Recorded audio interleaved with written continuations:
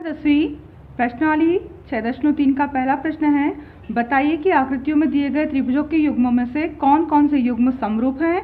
उन समरूपता की कसौटी को लिखिए जिसका प्रयोग आपने उत्तर देने में किया है तथा साथ ही समरूप त्रिभुजों को सांकेतिक रूप में भी व्यक्त कीजिए।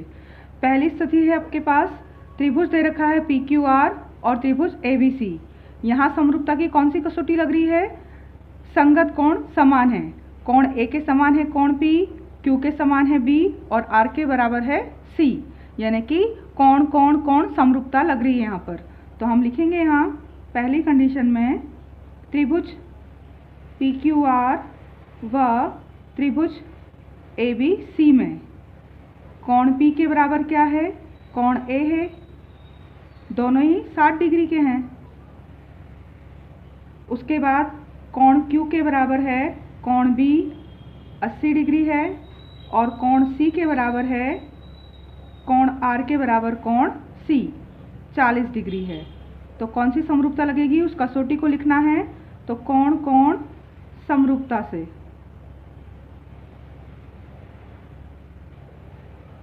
कोण कोण कोण तीनों कोण बराबर है समरूपता से त्रिभुज PQR समरूप हो गया है त्रिभुज ABC के। ये पहली कंडीशन। दूसरी कंडीशन आपको दे रखी है त्रिभुज ABC और PQR की भुजाएं दे रखी हैं। तो त्रिभुज ABC व त्रिभुज PQR में भुजाएं कैसे दे रखी हैं आपको?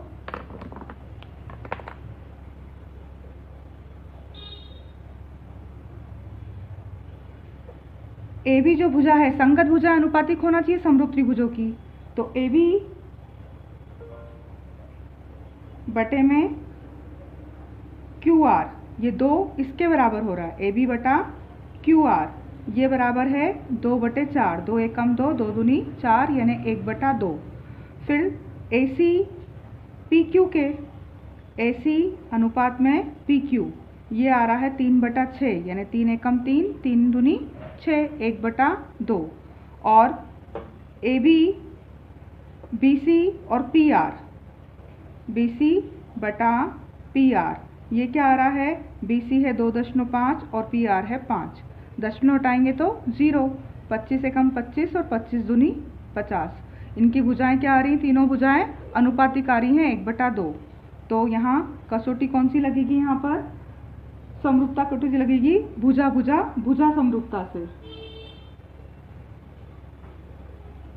भुजा भुजा भुजा समरूपता से त्रिभुज ABC समरूप हो गया त्रिभुज PQR के। दूसरी कंडीशन में तीसरी कंडीशन दे रखी है हमको, यहाँ भी भुजाएं दे रखी हैं 2, 2 दूनी 4, 3 दूनी 6 और 2.5, 2.7 बराबर नहीं है तो 4 के। यहाँ हम ले रहे हैं त्रिभुज LMP तथा त्रिभुज DEF में DEF में। अब इनमें क्या हो रहा है? MP जो भुजा है ये DE के अनुपातिक हो रही है। MP DE के अनुपातिक हो रही है।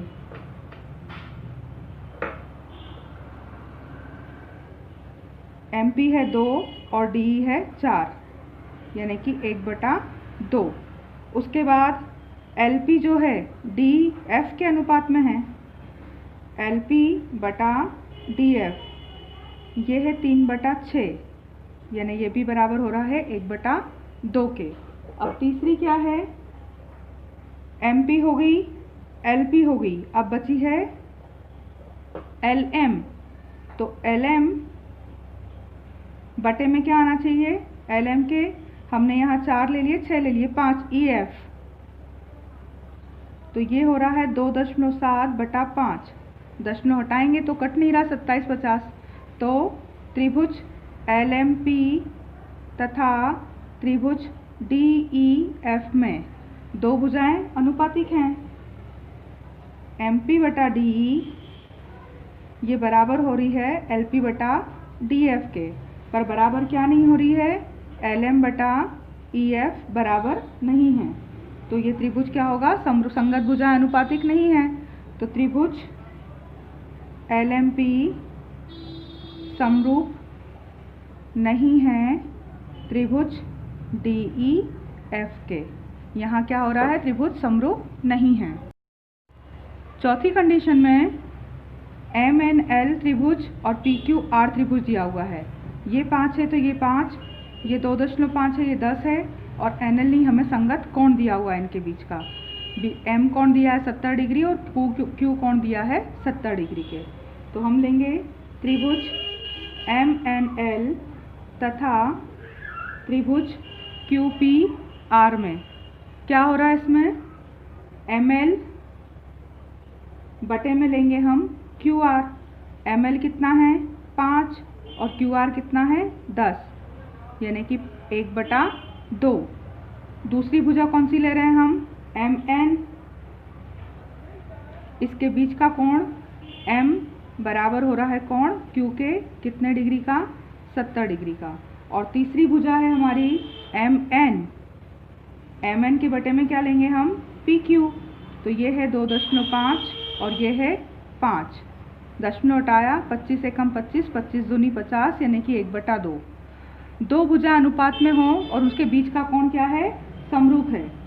तो यहाँ कौन सी समरूपता लगेगी, भुजा कोण भुजा, भुजा एक कोण और भुजा समरूपता से त्रिभुज MNL समरूप हो गया त्रिभुज QPR के। पांचवी कंडीशन, हमें एक कोण दे रखा है A 80 डिग्री का और F 80 डिग्री का, और दो भुजाएं दी रखी हैं। तो यहाँ हम ले रहे हैं त्रिभुज ABC तथा त्रिभुज DEF में AB बटे में DF। AB है 2.5 और DB है DF 5, दशमलव हटाएंगे तो कितना आ रहा है यहाँ पर, 1/2, 25 दूनी 50। उसके बाद कोण दे रखा है A बराबर कोण F, कितने के हैं ये, 80 डिग्री के हैं। और तीसरा दे रखा है BC बटे में लेंगे हम EF। तो BC है 3, EF है 6, यानी कि ये भी हो रहा है 1/2। तो यहाँ भी समरूपता कौन सी लगेगी, भुजा कोण भुजा समरूपता से त्रिभुज ABC समरूप हो गया है त्रिभुज DEF के। छठी कंडीशन में कोण D दे रखा है और कोण E दे रखा है त्रिभुज DEF में, और PQR में कोण Q और कोण R दे रखा है अपने को। यहाँ ये E कोण तो Q के बराबर है, तो त्रिभुज DEF में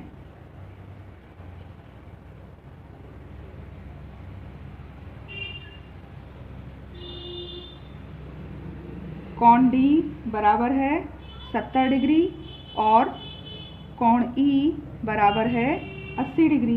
अब त्रिभुज के तीनों कोणों का योग 180 होता है। अगर हमें कोण F निकालना है तो तब कोण F बराबर होगा 180 में से 70 और 80 को जोड़ के माइनस कर देंगे, यानी कोण F आएगा हमारा 180 माइनस 150। कोण F निकल रहा है यहाँ 30 डिग्री का। इसी प्रकार त्रिभुज PQR में हमें कोण P नहीं दिया है, तो कोण P बराबर होगा 180 माइनस 80 प्लस 30। Q और R के कोणों को जोड़ लेंगे और 180 में से घटाएंगे तो P निकल कर आएगा, यानी यहाँ कोण P आएगा 180 माइनस 80 और 30 कितने होंगे, 110, यानी कोण P होगा 70 डिग्री का। तीनों कोण निकल गए हैं। अब दोनों त्रिभुजों की तुलना करते हैं DEF व त्रिभुज PQR में। यहाँ है अब ये 70 डिग्री का और यहाँ अपने को F निकला है 30 डिग्री का, तो तीनों संगत कोण बराबर हो रहे हैं। कोण D जो है वो बराबर हो रहा है कोण P के 70 डिग्री का। कोण E जो है वो बराबर हो रहा है कोण Q के 80 डिग्री का, और कोण F बराबर हो रहा है कोण R 30 डिग्री के। तो कौन सी समरूपता लगेगी?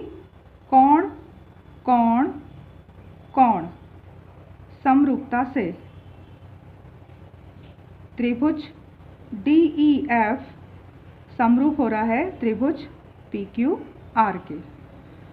तो दूसरा है आकृति में त्रिभुज DOC समरूप है त्रिभुज OBA के। DOC ये जो त्रिभुज है AOB के समरूप है। BOC आपको 125 डिग्री दे रखा है, और CDO ये दे रखा है 70 डिग्री।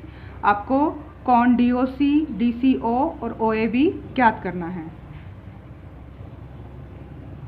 तो हमको दिया क्या है? कोण BOC बराबर है 125 डिग्री और कोण CDO ये दे रखा है 70 डिग्री। अब ये एक DB क्या है? DOB। चूंकि DOB एक सरल रेखा है, सरल रेखा सीधी रेखा, तो ये सरल रेखा है। अब सरल रेखा है तो इसका ये कोण और ये कोण दोनों मिलकर कितने डिग्री के होंगे? 180 डिग्री के। तब कोण DOC प्लस कोण COB दोनों का जोड़ होगा 180 डिग्री। अब DOC ये वाला कोण नहीं पता हमें, पर COB या BOC ये हमें दे रखा है 125 का, तो DOC प्लस 125 डिग्री बराबर हो जाएगा 180 के, यानी DOC कोण होगा 180 में से 125 घटा देंगे, तो कोण DOC जो है वो निकलेगा हमारा 55 डिग्री का। ये वाला कोण कितने डिग्री का आ गया? 55 डिग्री का। अब कोण DOC और AOB ये दोनों कोण कैसे होंगे? बराबर होंगे। क्यों बराबर होंगे? क्योंकि ये तो शीर्षाभिमुख कोण है। ये कोण और ये कोण, ये वाला कोण और ये वाला कोण कैसे कोण कहलाएंगे? शीर्षाभिमुख कोण। तो कोण DOC बराबर होगा कोण AOB के, यानी कि दोनों ही होंगे 55 डिग्री के। कारण क्या है? क्योंकि ये कैसे कोण है? शीर्षाभिमुख कोण है।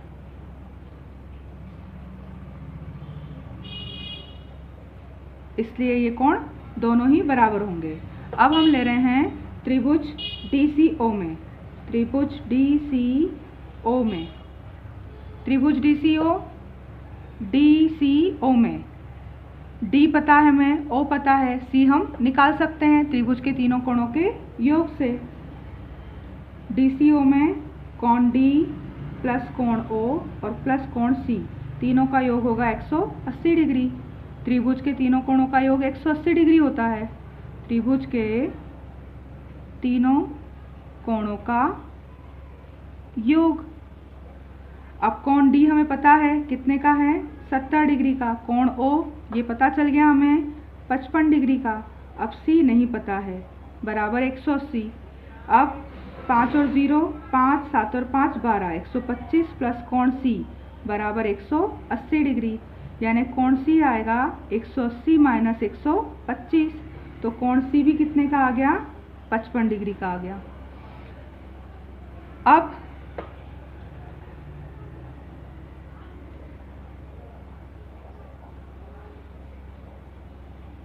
अब यहाँ पर ये 55 डिग्री का कोण आ गया, यहाँ पर भी 55 डिग्री का कोण था। त्रिभुज के तीनों कोणों पता चल गए हमें। AB किसके समांतर दे रखी थी हमें? यहाँ हम ले रहे हैं कोण DCO, ये 55 डिग्री है। DCO कोण C यानी कि DCO 55 डिग्री। त्रिभुज ODC ये समरूप होगा त्रिभुज OBA के। ये हमें क्वेश्चन में ही दिया है। अब अगर ये दिया है समरूप हैं, तो फिर जब दो कोण बराबर हो गए तो तीसरा कोण भी क्या होगा? बराबर होगा, यानी कोण DCO बराबर होगा कोण ओ ए बी के समरूप हैं, तो दो समरूप त्रिभुजों के संगत कोण बराबर होते हैं। समरूप त्रिभुजों के संगत कोण बराबर होते हैं, इसलिए त्रिभुज समरूप हमें दिए थे, तो DCO किसके बराबर होगा? OAB के बराबर होगा। अब हमें निकालना क्या था? कौन कौन से कोण निकालना है? हमें निकालना था कोण DOC, तो कोण DOC कितना आ गया था हमारा? 55 डिग्री का। फिर हमें निकालना था कोण DCO, तो DCO ये भी कितना आया हमारा? 55 डिग्री। उसके बाद हमें निकालना था कोण OAB, तो कोण OAB वो भी कितने का हुआ? 55 डिग्री का हुआ। यही हमारे आंसर हैं, ये कोण हमें पूछे थे। प्रश्न तीसरा, समलंब चतुर्भुज ABCD जिसमें AB समांतर है DC के, AB और DC समांतर है। समलंब चतुर्भुज में एक युग्म समांतर होता है। इनके विकर्ण हैं AC और BD। AC और BD दो विकर्ण हैं, O बिंदु पर प्रतिच्छेद करते हैं। दो त्रिभुजों की समरूपता कसौटी तक का प्रयोग करते हुए आपको दर्शाना है OA बटा OC बराबर होगा OB बटा OD के। तो दिया क्या है आपको? चतुर्भुज ABCD समलंब है जिसमें AB समांतर है CD के, विकर्ण बिंदु O पर काटते हैं और सिद्ध करना है आपको OA बटा OC बराबर OB बटा OD। इसके लिए हम ले रहे हैं उत्पत्ति। AB समांतर है CD के और AB और CD समांतर है, तो AC उसकी क्या कहलाई? तिर्यक रेखा, और AC तिर्यक रेखा है। तो तिर्यक रेखा के एकांतर कोण कैसे होते हैं? बराबर होते हैं। कोण 1 बराबर होगा कोण 2 के। तब OAB ये वाला जो कोण है इसको हम 1 2 3 4 के नाम से लिख देते हैं, तो कोण 1 बराबर होगा कोण 2 के। क्यों बराबर होंगे? क्योंकि कैसे कोण हैं? एकांतर कोण हैं। उसके बाद AOB बराबर होगा किसके? COD के, शीर्षाभिमुख कोण। ये कौन से कोण कहलाएंगे? शीर्षाभिमुख कोण। तथा कोण AOB बराबर होगा कोण COD के, शीर्षाभिमुख कोण।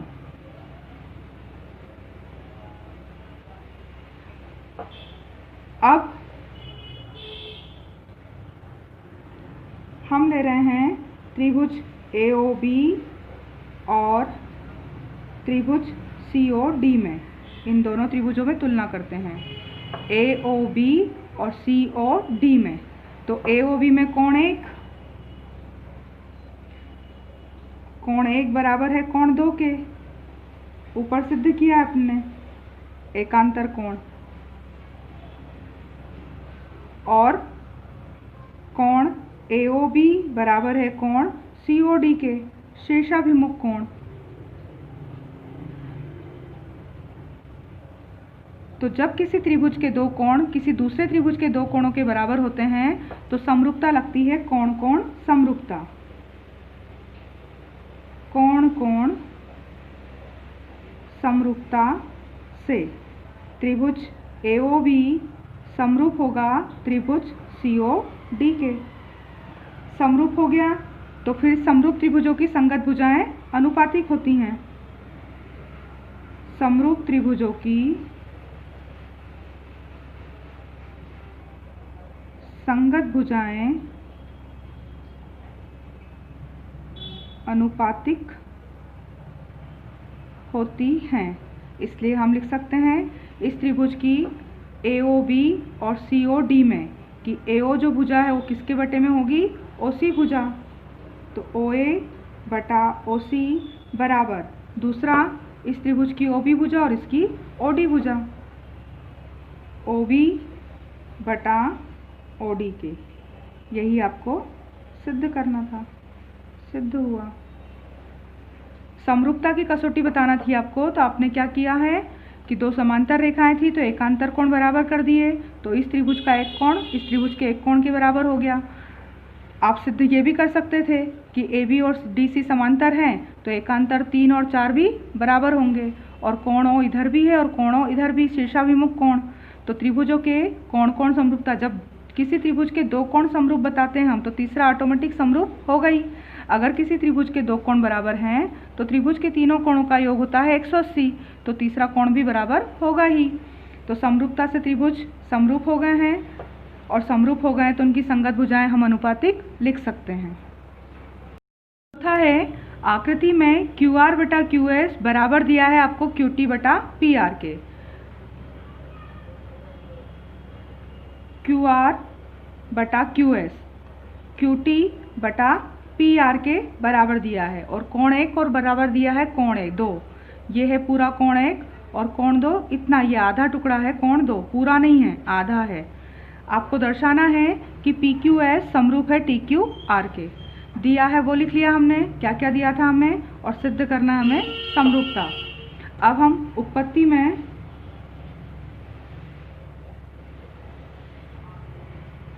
त्रिभुज PQR में,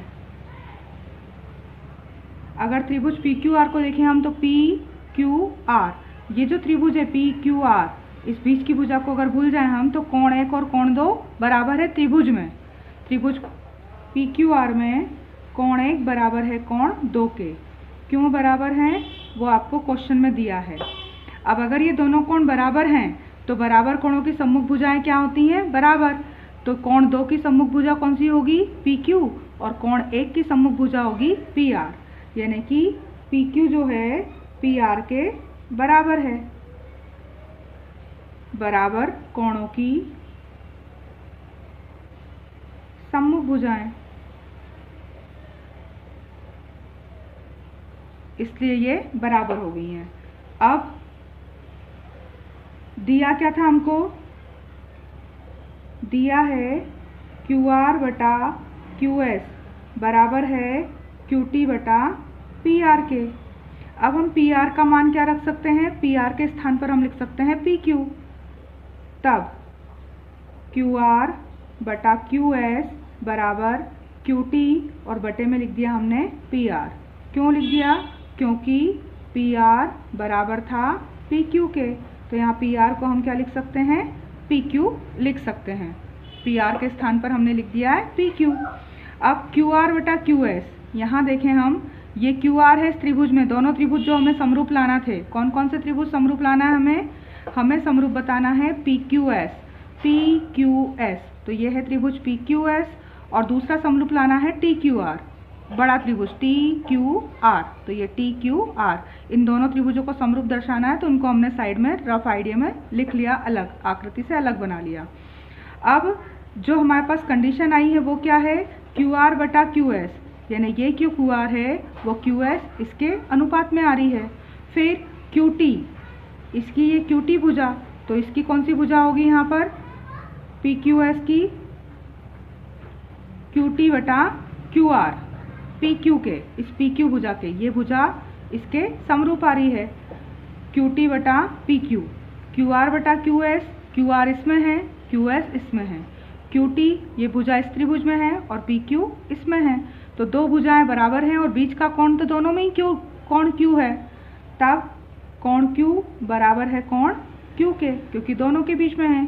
PQS उसमें भी कोण Q है और TQR उसमें भी कोण Q है, तो दो भुजाएं अनुपात में हो और उनका बीच का कोण बराबर हो तो त्रिभुज क्या होते हैं, समरूप होते हैं।